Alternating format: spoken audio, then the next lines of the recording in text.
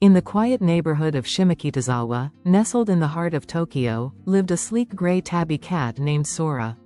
With eyes like amber lanterns and a mischievous streak as wide as the Sumida River, Sora wasn't your ordinary feline. He belonged to Emmy, a young illustrator who worked from home and often left the windows open so Sora could sunbathe or watch the bustling world from the safety of their second-story apartment. Sora's days were a blend of lazy naps, curious stares, and the occasional dramatic leap onto Emmy's keyboard. But his nights? Those were when the city whispered to him. He'd perch on the window ledge, gaze at the moonlit Tokyo skyline, and dream of the mysteries beyond his neighborhood. One unusually warm April morning, Emmy was preparing for a client meeting and left the front door slightly ajar as she took a call on the balcony. A breeze rustled through the apartment. Sora, ever the explorer, saw his chance. With a flick of his tail and one final glance at Emmy, he slipped out. He padded down the stairs, his paws silent on the polished wood, and emerged into the alley behind their building. The scent of takoyaki, car exhaust, and cherry blossoms filled his nose. The world was vibrant, unpredictable, and irresistibly tempting. Wandering through the tight-knit alleys and bustling market streets, Sora weaved between legs and leapt over crates. No one paid much attention to the nimble tabby. Tokyo was used to stray cats darting about. But Sora wasn't aimless. The rumble of trains in the distance called to him. He followed the sound to the nearby Shimokitazawa station. The turnstiles were a challenge, but a distracted commuter with an oversized suitcase gave Sora the opening he needed. He dashed through, tail high, and slipped down to the platform. The train arrived with a gust of air. It was the limited express bound for Odawara, a sleek, silver serpent of a train.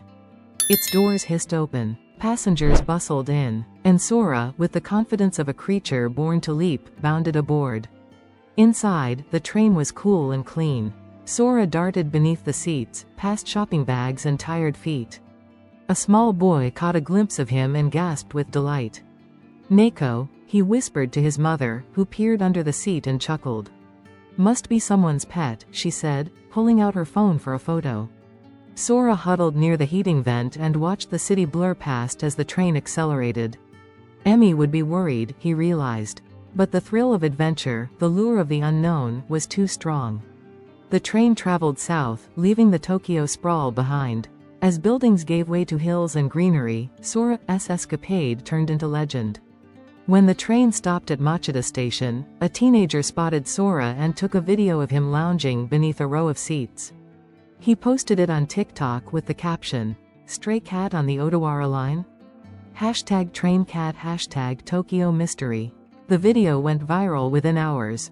Back in Shimokitazawa, Emmy had noticed the open door and panicked. She searched the alleyways, called out for Sora, even posted in local Facebook groups. It wasn't until she checked her messages that she saw a link sent by a friend. "Is this your cat?" Emmy opened the video. Her heart skipped a beat. Sora. By then, the video had been shared on Japanese morning shows, retweeted by celebrities, and turned into a meme. The chill cat on a high-speed ride, ears twitching to the rhythm of the rails.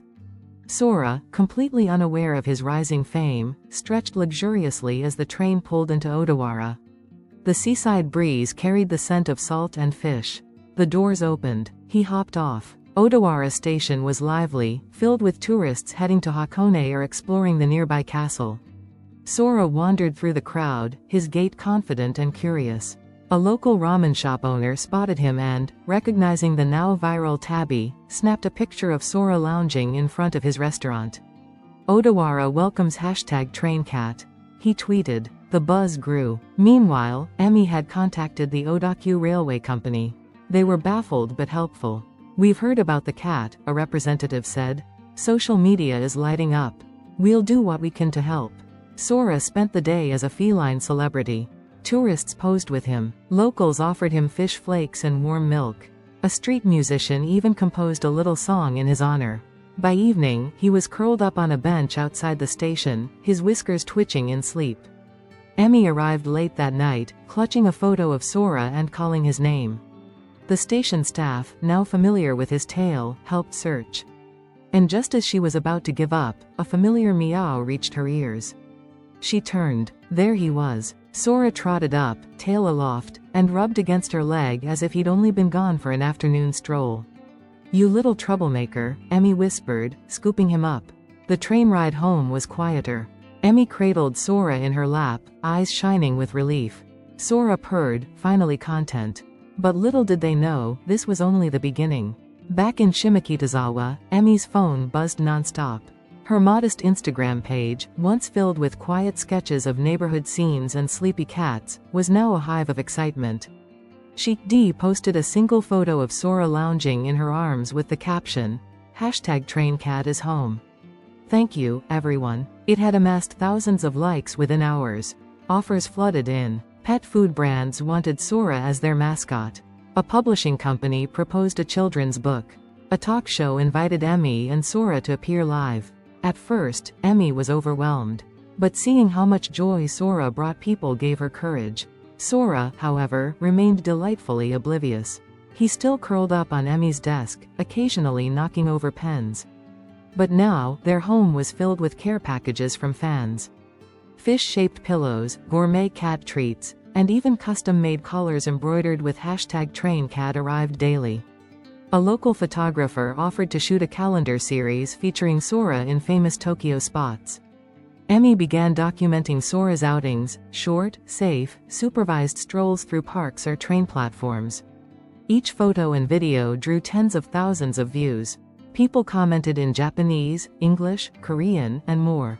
Sora became an ambassador of joy in a world that sorely needed it. Then came the invitation that changed everything. The Tokyo Transit Museum was hosting a special exhibit on animal encounters in public transportation.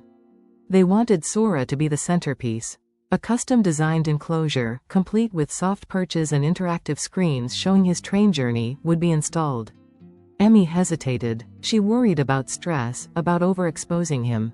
But museum staff assured her it would be designed like a luxurious cat cafe.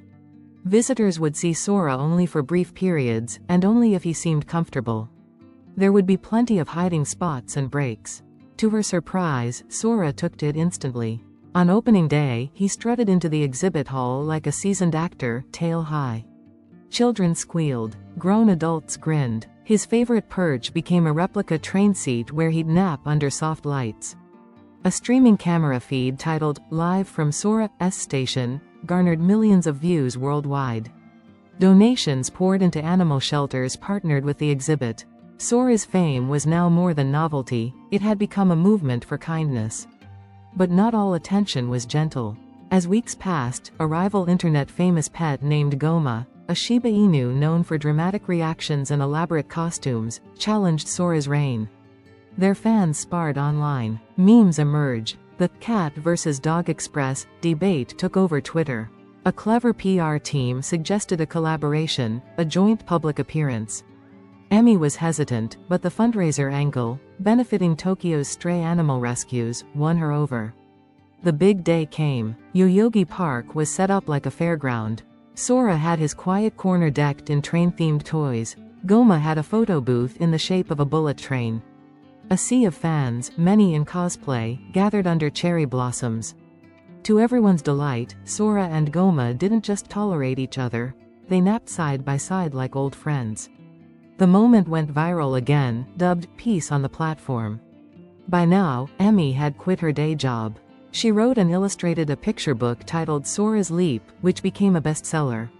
She and Sora made surprise visits to children's hospitals. Always with respect for Sora's comfort, she kept his routine steady, his naps uninterrupted, his treats just right. Then, one rainy morning, Emmy awoke to find Sora not on her desk, nor in his usual window nook. Panic surged, but she found a note, written in playful calligraphy from her best friend Rika, borrowing Sora for a surprise. "Don't worry, back by evening." That evening, Emmy stepped onto their balcony to see lights twinkling on the rooftop of the nearby cafe. Rika had transformed the rooftop into Sora's Station, a pop-up event celebrating the anniversary of his famous journey. Lanterns shaped like tiny trains glowed. Guests sipped tea while watching a reel of Sora's greatest hits. Sora sat atop a miniature Shinkansen model, eyes half closed, purring as the rain softened into mist. Emmy laughed and wiped away a tear. That night, she wrote, 1 year ago, my cat disappeared for a day. He came back not just with a story, but with a community. Thank you, everyone. And though Sora never again hopped a train unsupervised, he remained a traveler in spirit.